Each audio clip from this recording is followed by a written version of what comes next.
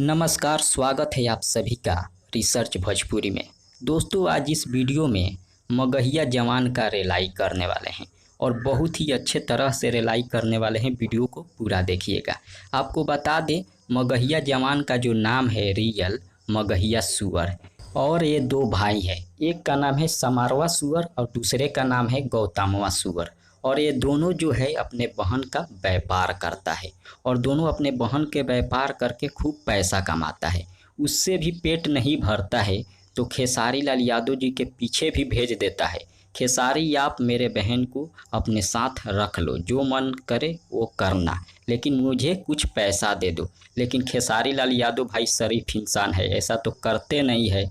लेकिन ये लोग उसके बाद नहीं मानते हैं खेसारी लाल यादव जी, तो इसके बाद ये लोग क्या करते हैं, खेसारी जी को उल्टा सीधा बोलने लगते हैं।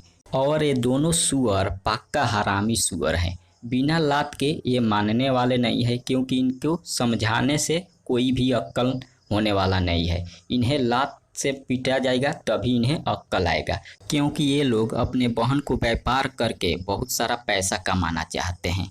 और बस इतना ही, मिलते हैं अगले वीडियो में, फिर रिलाई होगा। धन्यवाद।